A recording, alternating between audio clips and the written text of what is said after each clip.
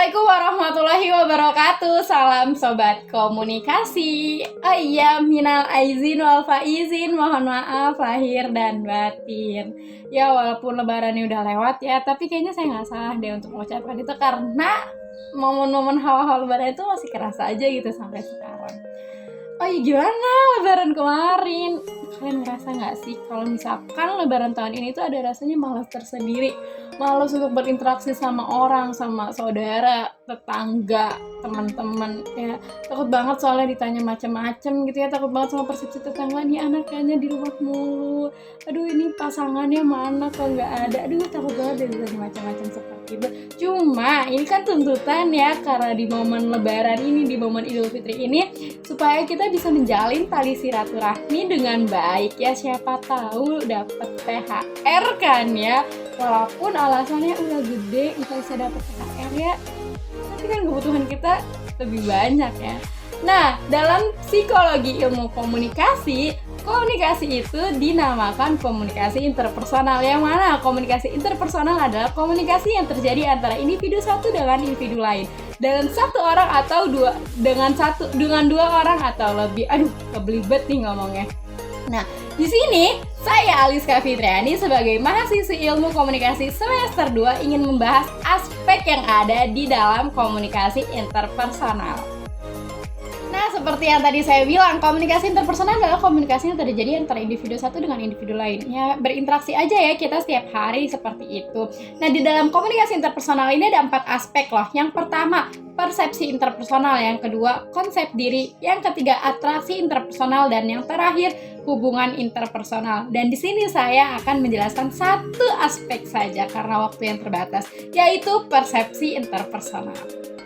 Yang kita ketahui, persepsi itu adalah kayak suatu pandang ya, cara pandang kita terhadap sesuatu. Nah, gimana apa sih persepsi interpersonal itu? Oke, sebelumnya saya ingin membandingkan dulu nih persepsi interpersonal dengan persepsi terhadap hal lainnya, yaitu persepsi objek dan persepsi interpersonal. Pertama, kita mau persepsikan apa ya? Oh iya, karena momen lebaran kita persepsikan aja nastar. Ada nggak gambarnya? Nastar, menurut kalian nastar itu apa sih? Nastar itu warnanya kuning, tuh kelihatannya warnanya kuning kan, bulat, terbuat dari ini. Kita persepsikan nih, nastar itu seperti apa? Pasti persepsi kita sama kan ya? Nastar ini kita persepsi objek. Dan satu lagi, persepsi interpersonal. Kita mau persepsikan siapa ya? Aldi Taher, Ustadz Aldi Taher. Seperti yang kita ketahui, Ustadz Aldi Taher itu seperti apa sih? Coba pandangan kita terhadap Ustadz Aldi Taher itu seperti apa sih? Ustadz Aldi Taher ini, singlenya, mengeluarkan single yang fenomenal, album-album yang mungkin gak jelas ya, apapun yang trendingnya pasti dibuat nih lagu sama Aldi Taher ini. Nah, itu kan persepsi kita tentang Aldi Taher dan kue nastar ini. Itu sedikit berbeda ya. Nah, ada perbedaan yang lebih mencolok lagi. Yang pertama, kalau misalkan persepsi objek itu adalah stimulusnya ditangkap oleh alat indera melalui benda-benda fisik, cahaya, suara, dan sebagainya. Kita menilai nastar ini dari bentuk fisiknya ya. Warnanya bulat, kuning kecoklatan, kue, makanan, rasanya seperti apa, pasti persepsi kita juga sama ya. Kalau misalkan persepsi interpersonal adalah stimulus yang diterima melalui lambang-lambang verbal atau grafis yang disampaikan oleh pihak ketiga. Biasanya tuh dari sifat-sifatnya ya, kalau kita misalkan mempersepsikan interpersonal ini jadi kayak sifatnya seperti apa, dia adalah pria, sifatnya mungkin baik, hal aslinya kan kita nggak tahu ya, persepsi orang pasti beda-beda kan. Yang kedua perbedaannya itu, kalau misalkan persepsi objek hanya menanggapi sifat-sifat objek tersebut, ya dong kita nggak tahu nih sifat-sifat aslinya seperti apa, sifat verbalnya. Jadi kita hanya bisa mempersepsikan sifat-sifat fisiknya aja. Kalau misalkan persepsi interpersonal, tidak hanya melihat dari fisiknya aja, tidak melihat dia laki-laki, dia tampan atau seperti apa, rambutnya hitam, tapi juga bisa lihat dari cara berperilakunya. Perilakunya tuh kayak gimana sih? Udah kayaknya nggak jelas banget deh. Suaranya seperti apa? Terus suka dakwah-dakwah yang mungkin tidak jelas, itu mungkin dari persepsi saya ya, atau mungkin ada lain juga nih persepsi dari kalian, nih Aldi Taher baik kok, lucu kok, kocak kok. Nah, seperti itu. Nah, perbedaannya lagi, persepsi objek itu ketika kita mempersepsikan objek nih, dia itu tidak bereaksi atas apa yang kita persepsikan. Coba kita bilang, nastar ini nggak enak banget rasanya. Nggak bisa nih, nastar ini nggak bisa bereaksi atas apa yang kita persepsikan. Tetapi kalau misalkan kita mempersepsikan interpersonal ini, dia bisa bereaksi. Kayak misalkan, Aldi Taher lo nggak jelas banget gitu, dia bisa marah kan. Atau mungkin dia bisa tertawa kalau misalkan kita berbicara seperti itu. Dan ada reaksi kan. Kalau misalkan, dan terakhir, perbedaan terakhir, objeknya relatif tetap. Iya dong, nggak akan berubah nih tiba-tiba. Udah ada nih kue nastar, nggak mungkin berubah tiba-tiba segitiga, atau tiba-tiba jadi besar, atau tiba-tiba jadi baik, kan nggak mungkin. Jadi relatif tetap. Sedangkan kalau persepsi interpersonal itu berubah-ubah. Nah, Aldi Taher bisa tiba-tiba jadi baik, atau mungkin suaranya ya kurang ya kalau misalkan diperbaiki lagi suaranya, coba, atau misalkan tiba-tiba jadi kalem, tiba-tiba turun lagi terkenalnya atau semacam itu, pasti berubah-ubah, sifatnya bisa berubah-ubah seperti itu. Itulah perbedaan yang jelas antara persepsi objek atau persepsi interpersonal. Nah, kira-kira nih ya, persepsi mana yang biasanya lebih salah? Apakah persepsi objek atau persepsi interpersonal? Bisa tulis di kolom komentar. Oke, baik. Selanjutnya kita bahas faktor pengaruh dari persepsi interpersonal. Nah, pengaruh ini dibagi menjadi dua ya, faktor situasional dan faktor personal. Faktor situasional itu ada deskripsi verbal, petunjuk proksemik, petunjuk kinesik, petunjuk wajah, petunjuk paralinguistik, dan terakhir petunjuk artifaktual. Sedangkan faktor personal itu ada pengalaman, berdasarkan pengalaman, motivasi, dan kepribadian. Oke, yang pertama, deskripsi verbal. Deskripsi verbal itu kita mendeskripsikan atau menceritakan, mempersepsikan tentang sifat orang tersebut. Nah, sifatnya apa sih? Misalkan sifat si A itu ramah, baik, mudah senyum, mudah berinteraksi, kayak pintar gitu kan ya. Kita misalkan mempersepsikan si A. Kalau misalkan si B itu, si B itu kayaknya agak jutek ya, dan sombong, sulit berinteraksi, namun dia pintar sekali, juga kreatif, dan lain sebagainya. Itu deskripsi verbal. Selanjutnya ada petunjuk proksemik. Petunjuk proksemik itu dilihat dari jaraknya. Kayak misalkan nih, kayak aku nih ya, contohnya aku nih. Aku tuh ada punya teman dekat laki-laki. Yang mana aku dulu waktu di SMA tuh kayak kemana-mana berdua, ke kantin berdua, kayak orang-orang mikir pasti yang nggak kenal pasti persepsi kepada aku dan dia dan teman aku nih kayak, kalian berdua pacaran ya gitu ya. Padahal enggak, kita temenan aja gitu kan. Karena jarak kita, karena kita kemana-mana berdua, pasti dianggapnya kalian pacarannya gitu kan. Tapi ketika aku lagi sendirian atau aku lagi teman-teman sama teman-teman yang lain, terus orang langsung mikir lagi, kalian putus ya? Kalian berantemnya? Aduh, padahal itu biasa aja karena emang kita lagi nggak jalan berdua aja. Jadi terlihatnya dipersepsikannya berdasarkan jaraknya itu, yaitu petunjuk proksemik. Selanjutnya petunjuk kinesik. Petunjuk kinesik itu biasanya tuh secara nggak bisa dikendaliin ya, atau misalkan kita berperilaku tiba-tiba tanpa sadar dan orang tuh mikir, dia kayaknya seperti ini. Contohnya nih kayak waktu aku sempat ikut gitu ya, kayak gas ke kampus gitu, dan maju ke depan, aku angkat tangan, aku maju ke depan, dan itu bayangin ditonton oleh ribuan orang dan aku maju ke depan, keringet dingin, gugup, sampai aku pas megang mic aja kayak tangannya gemeteran, atau misalkan ngomongnya belibet. Nah, orang teman aku pasti mikir, kasihan ya Alika, pasti gugup, pasti memandang aku tuh kayaknya aku gugup dari cara aku ngomongnya belibet, atau misalkan ya karena gugup ya ditonton oleh ribuan orang. Nah, itu tuh persepsi kinesik, petunjuk kinesik, jadi kayak tanpa sadar. Atau misalkan ada lagi contoh lainnya, kayak misalkan orang yang membusungkan dada, kayaknya dia sombong deh ya. Atau misalkan orang yang kayak dirinya tegak gitu ya, ini orang kayaknya berani banget deh, padahal ya emang dia jalannya kayak gitu, atau mungkin emang berani gitu kan. Atau orang yang lagi bertepang dagu, kayak aku sering banget dulu di kelas waktu SMA, aku cuma lagi ngelamun, aku lagi bete, aku kayak gini, teman-teman aku pasti langsung bilang kayak, ih kamu lagi bete ya, ih kamu lagi sedih ya, kayak itu kan persepsi orang ya terhadap apa yang kayak kita nggak sadar gitu kan, nggak bisa dikendaliin. Seperti itu. Selanjutnya yaitu petunjuk wajah. Nah, kita pasti paham ya petunjuk wajah itu seperti apa. Ya mimik kita ya, ekspresi kita. Kayak kalau kita bahagia, kita tertawa, kita gini, kayak aku kayak gini, berarti kamu lagi bahagia ya. Aku nggak tahu ya aslinya seperti apa. Atau aku lagi nangis gitu, aku lagi nangis, kamu kayak lagi sedih ya.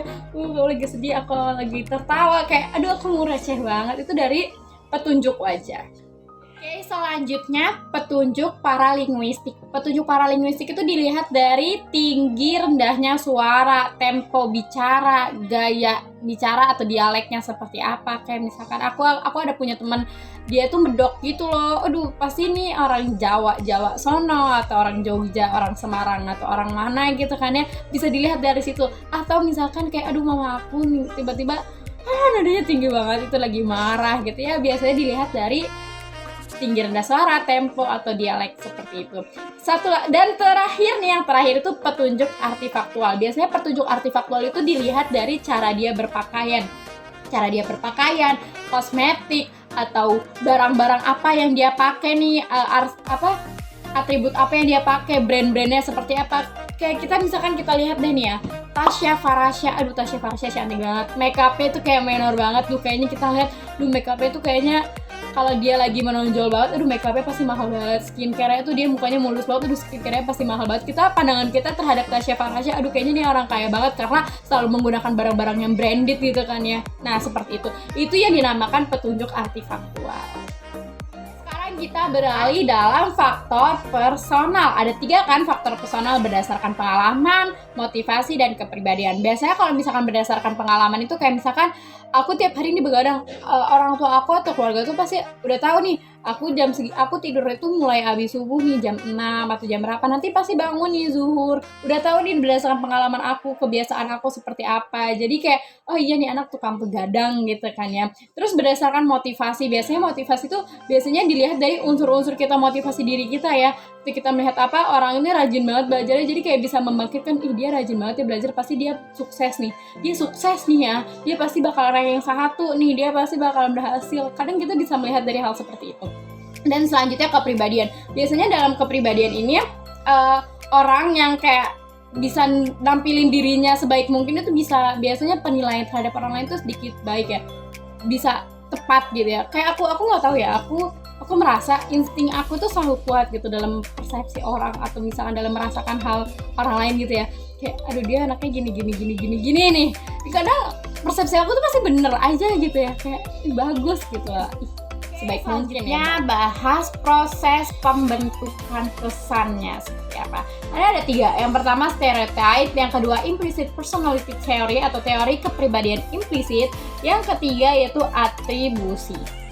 Oke, yang pertama stereotype. Stereotype itu mengelompokkan sesuatu kepada konsep-konsep tertentu seperti cantik. Di kita konsepkan kayak cantik itu kayak gimana, definisinya pinter, bodoh, jelek, ganteng, rajin, malas. Jadi kita sudah mengkonsepkan sifat-sifat tersebut ya. Yang kedua itu teori kepribadian implisit. Nah, kan kita udah punya nih konsepnya. Biasanya sifat A dengan sifat B atau itu tuh biasanya saling berkaitan. Sifat satu dengan sifat lain tuh biasanya saling berkaitan. Kayak misalkan kita melihat orang, ini orang rajin banget ya kayaknya. Ini orang rajin, belajarnya rajin, setiap malam belajar, gigih banget, ambis banget. Pasti dia pinter nih. Nah, biasanya kita melihat dari itu dan saling berkaitan ya sifat-sifatnya. Yang ketiga yaitu atribusi. Apa sih atribusi? Atribusi adalah proses menyimpulkan motif, maksud, dan karakteristik orang lain dengan melihat perilakunya yang tampak. Nah, atribusi ini terbagi lagi menjadi 2, atribusi kausalitas dan atribusi kejujuran. Nah, menurut Kelly itu dia menyimpulkan nih, kita tuh melihat atribusi kausalitas itu bisa diperhatikan dari 3 hal. Yang pertama itu konsensus. Apakah orang lain bertindak sama seperti penanggap? Nah, itu konsensus. Dan yang kedua diperhatikan dari konsistensinya. Apakah penanggap itu bertindak yang sama pada situasi lain? Nah, konsistensi nggak nih? Seperti itu. Dan yang ketiga atau yang terakhir, kekhasan. apakah orang itu bertindak yang sama pada situasi lain atau hanya pada situasi ini saja gitu kan ya.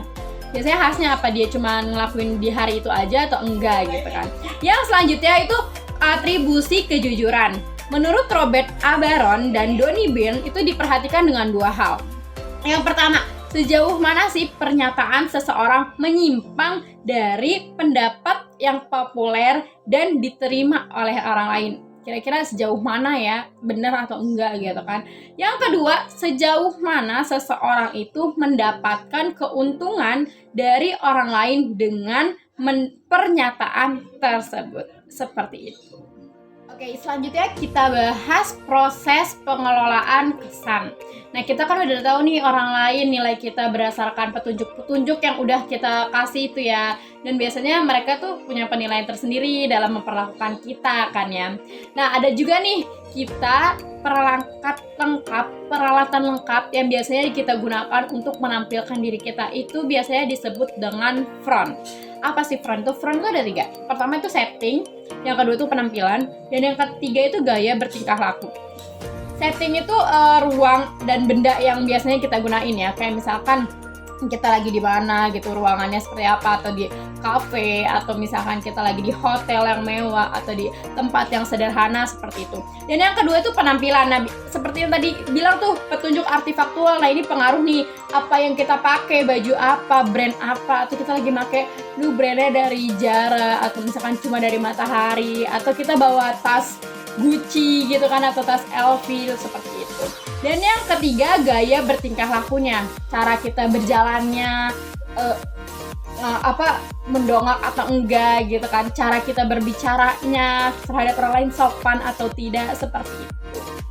Kita nih yang sudah terjadi dalam bentuk komunikasi interpersonal itu sangat amat bergantung kan dengan persepsi interpersonal. Jadi kalau misalkan kita berperilaku apa, terus persepsi orang seperti apa, biasanya tuh nggak cermat loh. Kayak misalkan kita baru pertama ketemu, aku punya teman gitu kan, aku baru pertama ketemu sama dia nih, dia kayaknya anaknya pendiam ya, diem banget, kalem, aku ngomong sama dia susah gitu kan. Ternyata setelah aku berteman lebih jauh dengan dia, aduh ternyata dia juga banyak ngomong yang orangnya dan asik banget nih, terus ternyata dia baik banget, perhatian, seperti itu. Jadi kadang persepsi kita tuh kadang tidak cermat. Nah, kalau misalkan kita udah tahu nih kalau misalkan persepsi orang terhadap kita itu tidak cermat, nah kita tuh harus bisa nih memperbaiki persepsi itu, memperbaiki perilaku itu supaya orang baik gitu, benar gitu persepsinya terhadap kita. Nah, kalau misalkan kita satu sama lain persepsinya salah, itu biasanya terjadilah kegagalan komunikasi. Oleh karena itu, kalau udah tahu persepsi orang salah terhadap kita, kita bisa dong menunjukkan kalau kita tuh sebenarnya nggak gitu. Atau ya secara natural aja kita berperilaku seperti itu. Ya, mungkin itu aja dari aku. Terima kasih. Semoga apa yang aku sampaikan jelas dan sampai kepada kalian, dan semoga bermanfaat ya ilmunya.